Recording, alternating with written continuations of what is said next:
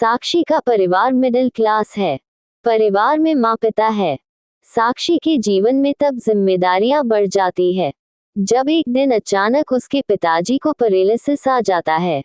साक्षी पर अब उसके छोटे भाई और एक छोटी बहन के साथ पिता के इलाज और घर चलाने का बोझ आ गया है। साक्षी ग्रेजुएट है, वो अब नौकरी करके सारे घर की जिम्मेदारी अच्छे से संभाल रही है।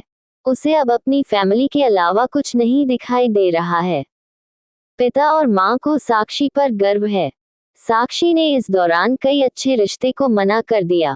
इसमें से कुछ उनके रिश्तेदार ने बताए थे, इसलिए रिश्तेदार अब साक्षी से थोड़ा जलने लगे। साक्षी को एक लड़का रचित कुछ दिनों से फॉलो कर रहा होता है।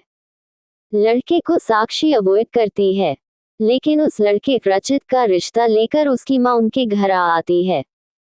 वो लड़का अच्छी पैसे वाली फैमिली से था। साक्षी को अब अपने माँ और पिता का बहुत ज्यादा प्रेशर होता है।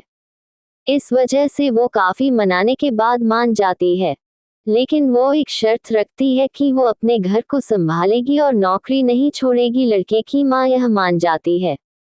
शादी होती है। शादी के लिए वो खुश है। शादी के पहले वो लड़के से मिलकर बात करना चाहती है, लेकिन लड़के की तरफ से कोई पहल नहीं होती तो वो भी कुछ नहीं करती। जल्दी में शादी करवा दी जाती है। रचित शादी के दिन ही कई दिनों बाद उसे दिखाई दिया है। बहुत नर्वस लग रहा है। वो जिससे पीछे पड़ा था शादी उसी से हो रही है, लेकिन फिर भी उसके चेहरे पर खुशी नहीं है। साक्षी को बात अजीब लगती है। उसको अंदेशा हो जाता है कि कुछ गड़बड़ है। सुहागरात की इंसिस पर वो बैठी है और बाहर से कई मर्दों की आवाज आ रही है। तभी वो बैठी बैठी सोचती है कि वो उन्हें आवाज से कैसे पहचानेगी, क्योंकि अभी तक उसने उनकी आवाज सुनी ही नहीं। और फिर रचित कमरे में आता है। चेहरे का रंग पूरा उड़ा हुआ रहता है। साक्षी एक नजर चुपके से उठाकर उसे देखती है। वो भी बिस्तर के एक कोने पर बैठ जाता है। कई देर हो जाती है। साक्षी को अजीब लगता है, क्योंकि रचित ना कुछ बोलता है और ना ही उसके पास आता है।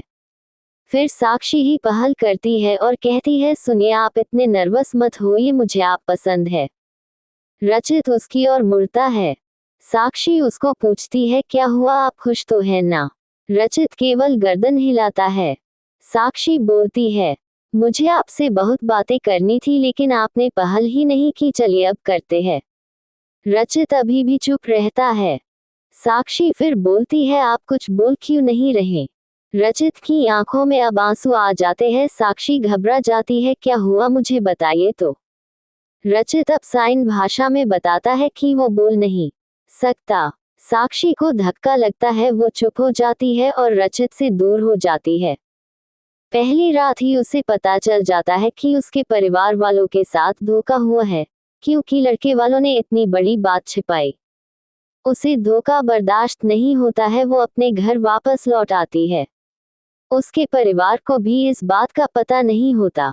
परिवार वाले भी ये सुनकर शॉक रह जाते हैं और अपने आप को कोसते हैं कि उन्होंने जल्दी कर दी, पहले पता लगवाना था। साक्षी ने फैसला लिया कि अब वो कोर्ट में बात ले जाएगी। शादी के एक दिन बाद ही बात तलाक तक पहुंच जाती है। साक्षी तलाक की अर्जी देती है। रचित की माँ साक्षी के घर आती है। साक्षी की माँ उन्हें भला बुरा कहती है। साक्षी उन्हें रोकती है। वो पूछती है, आपको जरूरी नहीं लगा इतनी बड़ी बात हमें बताना? रचित की माँ नीचे मुंह कर और चुप रहकर सारी बात सुन रही है। रचित की माँ कहती है कि मैं माँ अपने बेटे का भला ही चाहती हूँ और उसके पिता भी नहीं है। वो साक्षी को पसंद करता है, इसलिए वो साक्षी से शादी करना चाहता था। मैंने हिम्मत की बोलने की, मगर मैं कर नहीं पाई। फिर मुझे डर भी लगा, क्योंकि पहली बार उसने कुछ करने को कहा। उसने तो मुझे बोला था कि तुम्हें सब बता दो, और मैं चाहती भी थी, लेकिन नहीं कर पाई। मैंने रचित को भी झूठ बोला कि तुम मान गई, लेकिन शादी के पहले उसे पता चल गया कि मैंने उसको झूठ बोला है। तब तक देर हो गई थी, इसलिए वो खुश नहीं था। साक्षी, शायद तुम मुझे समझ पाओ। साक्षी अभी भी गुस्से में है। वो बोलती है कि मुझे रचित के ना बोलने से कोई प्रॉब्लम नहीं है, गुस्सा इस बात का है कि आपने धोखा दिया, झूठ बोला और वो मुझे बर्दाश्त नहीं। तलाक की अर्जी के बाद रिश्तेदार तो साक्षी और उसके परिवार की इस हालत पर खुश है। वही तलाक में अभी कुछ महीने का समय है। साक्षी अब अपने घर पर पहले की जीवन शैली पर लौट आती है। वो जॉब पर जाती है और कुछ दिनों बाद फिर रचित उसे दिखाई देता है। दूर से ही बस अब वो साक्षी को देखता है। साक्षी के ऑफिस के बाहर वो लगातार आता है। 15 दिनों तक साक्षी उसे अवॉइड करती है। फिर एक दिन उसके पास जाकर बोलती है, अब ये सब करने से कुछ नहीं होगा और मैं नहीं चाहती कि तुम कुछ नाटक करो, इसलिए यहाँ आना बंद कर दो, समझे। साक्षी की बातें वो सुन रहा है। वो साक्षी को इशारों में काफी पीने को कहता है, लेकिन साक्षी वहां से चली जाती है।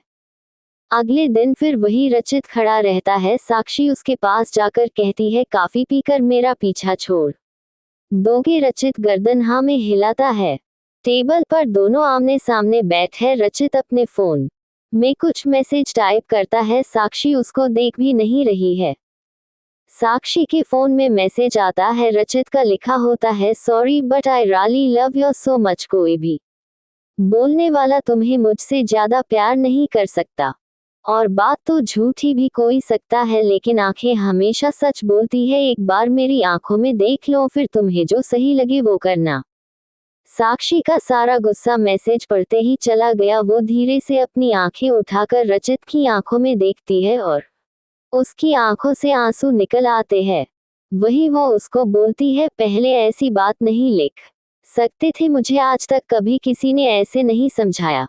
वो खड़ी होती और रचित को बोलती है, चलो मेरा सामान वापस अब तुम ही उठा कर ले जाओगे।